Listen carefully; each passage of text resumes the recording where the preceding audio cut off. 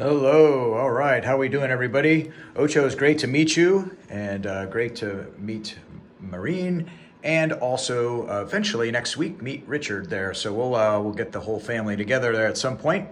And what we're looking at is just kind of what did we do, right? What did we do? So what we ended up doing with the drums is kind of at first we just kind of experimented, right? We just kind of went all over the place.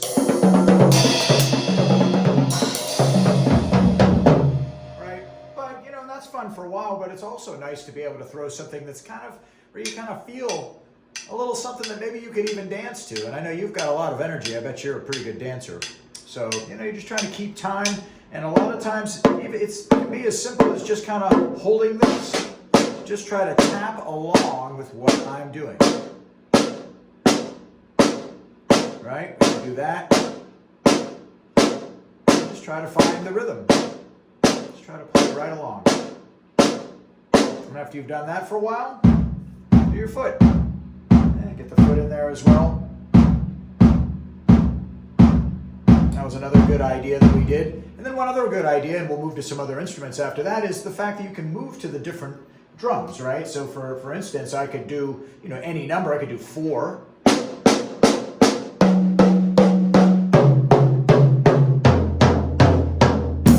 always hit the bass and the crash at the end, or the cymbal at the end there, because it just helps make it feel more full when you play with the rest of the band. So here's that again, 4. Big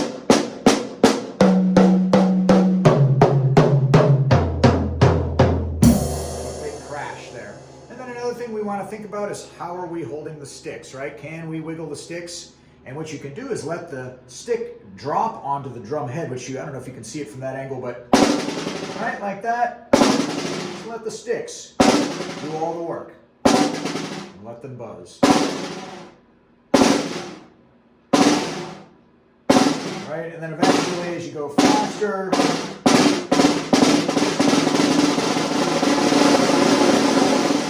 get a nice little buzz roll there. Okay, so that's a little take on the drums.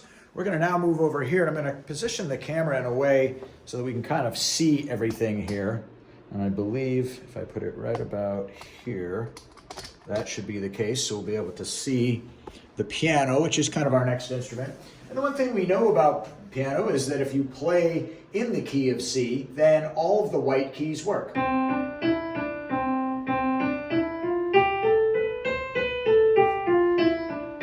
Right? And then you can do the same thing with the left hand.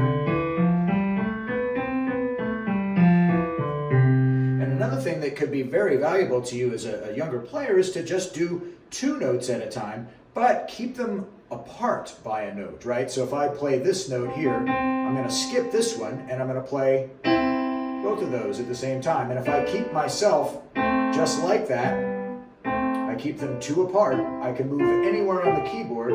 It actually sounds pretty cool. There you go. So now the next thing we talked about was bass guitar. And with bass guitar, I'll scoot up here so you can see this a little better. There we go.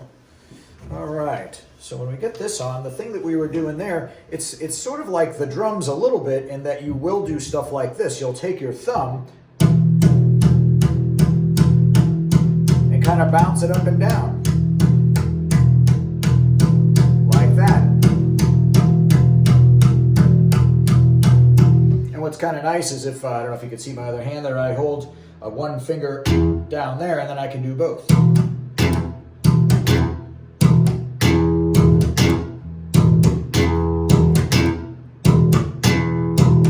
And I think you did that on the G. That's popping it, and then when you hit this, that's slapping. So slap and pop on the bass guitar. So that's one idea there. Now there's 2 other stringed instruments. Let's talk about those. The next one that we did sort of towards the end here was trying to do the guitar. So here's this. And what happens here is it's a little bit more than just 1 note, right? You are going to be playing, instead of just 1 note like that on bass, and maybe you just be playing like that. You can't really do that on the guitar as well unless you really practice it. But then the nice thing about guitar, though, is it's got some higher sounds, right? Like a regular C chord, right, like that. Or we could go to a G chord, right? And then go to an A minor, and then to an F. And a lot of songs are made up of that.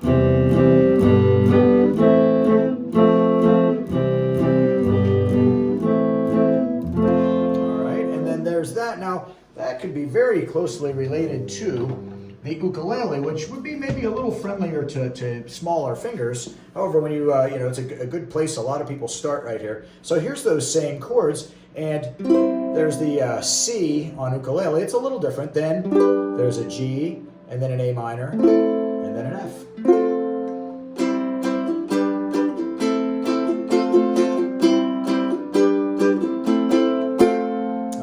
I think that's all that is on my shirt. I think I've got them all. So we got bass, we got a little bit of drums to start off there, we did some keyboard, we did some guitar, and finishing with ukulele. So hope you enjoyed that demo, and look forward to working with you on all those if you like. So all right, we'll take it from there.